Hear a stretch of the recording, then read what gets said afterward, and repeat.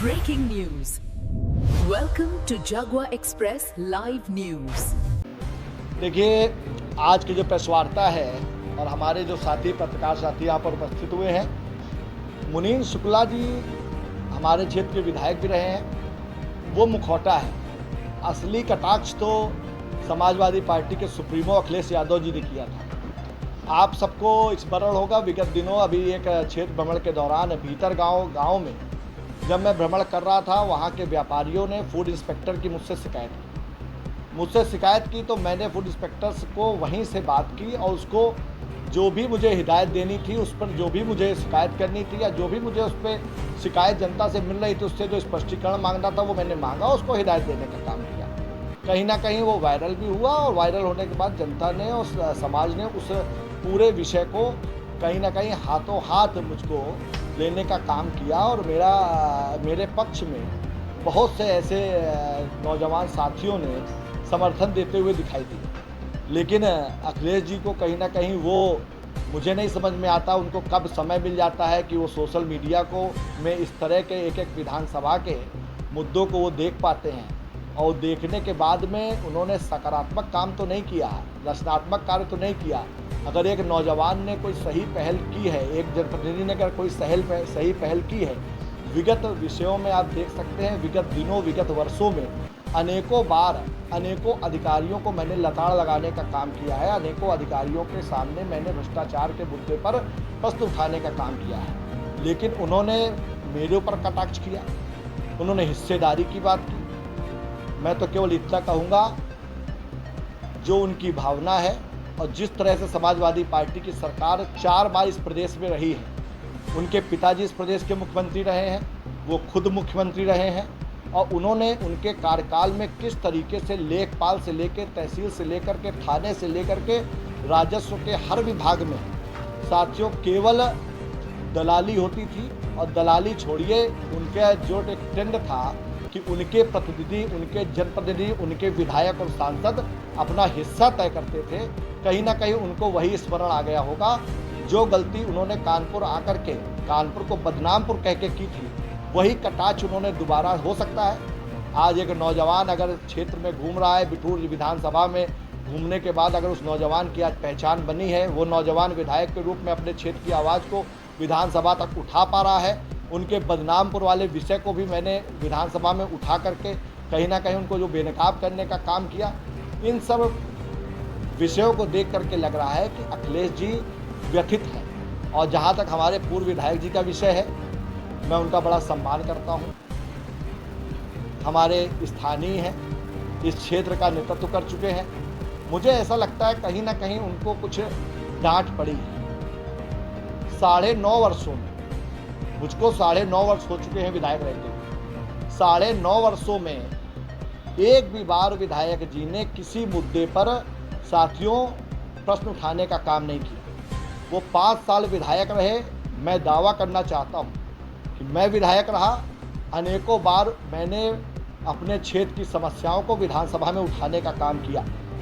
एक भी विषय, एक भी बाइट विधानसभा में अगर वो कभी बोले हों, बिठूर विधानसभा की आवाज़ अगर उन्होंने कभी उठाई हो, या 9.5 साल के कार्यकाल में विधायक न रहते हुए, जिलाध्यक्ष रहते हुए, समाजवादी पार्टी के नेता पूर्व विधायक रहते हुए किसी मुद्दे पर अगर उन्होंने प्रशासन का घेराव किया हो, किसी सरकार के किसी प्रतिनिधि का घेराव किया हो, साथियों केवल अब चुनाव आ गए हैं तो मेढक टर करना शुरू कर दिए। मैं बार बार कहूँगा, विषय बहुत हैं, क्योंकि उन्होंने बहुत से विषय उठा दिए हैं। मैंने आज तक ना मेरा ये चरित्र है, ना मेरा आचरण है, मैंने इन 9.5 वर्षों में कभी भी ना उनका नाम लिया, ना किसी समाजवादी पार्टी के स्थानीय नेता का नाम लेकर के उसको कटघरे में खड़ा करने का काम किया। लेकिन उन्होंने कुछ बहुत छोटे छोटे विषय उठा दिए, बहुत छोटे छोटे। उन्होंने बिजली का विषय उठाया। निश्चित रूप से इस समय प्रदेश में बिजली का संकट है। केवल बिठूर विधानसभा में संकट नहीं है, पूरे प्रदेश में ग्रामीण क्षेत्रों में बिजली का संकट देखा जा रहा है, जिसके निस्तारण के लिए लगातार सरकार काम कर रही है। लेकिन आपको याद करना चाहिए कि पूर्व की सपा सरकार में कभी दिन में बिजली आती थी, कभी रात में बिजली आती थी, ट्रांसफार्मर फूक जाता था, महीनों ट्रांसफार्मर नहीं बदला जाता था, लोग चंदा करते थे, इन्हीं विधायक जी को लोग फ़ोन करते थे, ये अपनी ग्राम पंचायत का ट्रांसफार्मर नहीं बदलवा पाते थे। आज कह रहे हैं कि मैंने साड़ में पावर प्लांट बनवा दिया है। अब इनके कितने ये विवेकशील हैं, ये पावर प्लांट की बात कर रहे हैं। 220 ट्रांसमिशन जो हमारा सब स्टेशन हर 150 किलोमीटर में बनता है, उस ट्रांसमिशन केंद्र को, उस सब स्टेशन को वो पावर प्लांट कह रहे हैं। वो कह रहे थे उस जमाने में कोई एग्रीमेंट भी हुआ था जिससे ग्रामीण क्षेत्र को इतने इतने घंटे बिजली दी जानी थी। अरे उस जमाने में सबको याद है 24 घंटे बिजली केवल सैफई को मिलती थी, इटावा को मिलती थी, आजम चचा के रामपुर को मिलती थी। आप बिजली की बात कर रहे हैं। हम वो लोग हैं, भारतीय जनता पार्टी की सरकार में हमने अपनी विधानसभा क्षेत्र के 250 गाँव में, जिन गाँव में भारतीय जनता पार्टी को वोट भी नहीं मिलता, जिन गांव में समाजवादी पार्टी का जो गांव गढ़ कहे जाते हैं, उन गांव में भी बिजली पहुंचाने का काम सौभाग्य योजना से हमारी भारतीय जनता पार्टी ने करने का काम किया और आपके भाई को उसका श्रेय मिला। इसके अलावा साथियों, जब हम क्षेत्र में जब ये विकास की बात कर रहे हैं, इन्होंने कहा हमने कोई विकास नहीं किया, कहीं पर भारतीय जनता पार्टी का कोई पत्थर नहीं लगा है, सब पत्थर समाजवादी पार्टी के लगे हुए हैं। आप आज बताइए, साण से लेकर के जो जहानाबाद को मार्ग गया है, वो मार्ग क्या समाजवादी पार्टी के कार्यकाल में बना है? साण से घाटमपुर का मार्ग क्या समाजवादी पार्टी के कार्यकाल में बना है? सरसौल से साण वाला मार्ग क्या समाजवादी पार्टी के कार्यकाल में बना है? क्या नरवल अखरी होते हुए कुढ़नी वाला मार्ग क्या समाजवादी पार्टी के कार्यकाल में बना है? क्या बीतर गांव से धर्मपुर बम्बा खदरी वाला मार्ग क्या समाजवादी पार्टी के कार्यकाल में बना है? क्या आज आपका ये कुंदौली से पाली होते हुए चकेरी जाने वाला मार्ग क्या समाजवादी पार्टी के कार्यकाल में बना है? क्या आज रमाईपुर से जामू जाने वाला मार्ग जो निर्माण हो रहा है क्या समाजवादी पार्टी के कार्यकाल में बना है? क्या आज रमाईपुर से सचेंडी जाने वाला मार्ग क्या समाजवादी पार्टी के कार्यकाल में बना है? क्या आज फतेहपुर से सेन जाने वाला मार्ग क्या समाजवादी पार्टी के कार्यकाल में बना है? आज क्या पिपौरी से कैंदा जाने वाला मार्ग क्या समाजवादी पार्टी के कार्यकाल में बना है?